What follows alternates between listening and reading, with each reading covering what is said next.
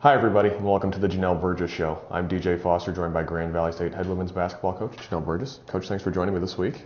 Thanks for being here and having me. It's a good week for you. You just had the one game last week. It was at Ferris State, something we know a little bit about. Yeah. Your West Michigan rival, and you went to Big Rapids and got an 83-73 victory. You scored 48 points in the first half.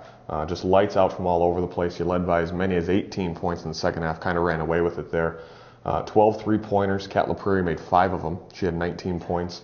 But you got a lot of production from all over the place. Alex Stelfox had 13 points. Danny Crandall had 13 points and 5 assists. Bree Kellogg had 11 points. I think all of hers were in that first half, that big stretch there. Just a really good win for your team on the road against a rival. Well, I think everybody knows when you go to Ferris, it's going to be, it's going to be a battle no matter what the records might be. And Ferris is a solid team. And I thought what we did very well early on in the game is we moved the ball extremely well on the offensive end.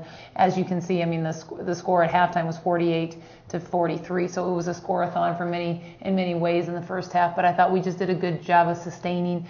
Ball movement was tremendous. And when we needed those desperate defensive stops, we were able to find a way a couple times when Ferris closed the gap on us. Now, your team shoots three-pointers. Was it kind of the mentality to go in there? And you shot 27, you made 12. So you shot a lot, but you made a lot. Was that kind of in the offensive game plan, or did the shots opened up? Kat was obviously on fire. Brianna Kellogg made a bunch too. What was the kind of game plan, or just that's kind of how the game unfolded? No, the message is shoot the ball when you're open. There you go. And don't pass up an open opportunity. And I thought that we were given 3-point shots, obviously, and I think when you look at a team that starts to put three-pointers in, I think you have a tendency maybe to let her fly a little bit more freely. Sure. But I just thought we took the open shots that we were given. And I think a lot of that was just created out of the flow of our offense. Once we watched that film, I thought our post players took great accountability in setting effective and efficient ball screens. I thought our guards did a great job of attacking off of those ball screens and then making the simple extra pass for if it's a trail 3 or a skip pass 3, whatever it might be. And we had worked all week getting extra shots. I mean, obviously we had the whole week off, so I was really proud of our team getting in the gym, doing some extra shooting, and I do think that our confidence is extremely high with the ball in our hands right now in the sense of shooting the ball. You're 14-5 now on the season, 10-5 in GLIAC play. You're third in the North Division. You're just one game back of Michigan Tech, who you'll face this weekend. Talk about where your team's at right now, heading in this last stretch. Obviously, the UP trip this week, which we'll talk about, but just kind of talk about where your team's at right now. Yeah, obviously, we have 7 games left in the North Division, and those are all going to be tough games. And I'm excited with where our team is. I think we've had our ups and downs. We've had our games where we haven't necessarily performed up to our capabilities, and we've lost those. And I've been excited with how our kids have responded. I thought our seniors have taken great ownership in the sense of being able to be accountable and take accountability for some of our poor performances and rise to the next performance and be able to grow and build off of that. And as I look at us in practice this week, I think we've had great intensity. I think we've had great energy.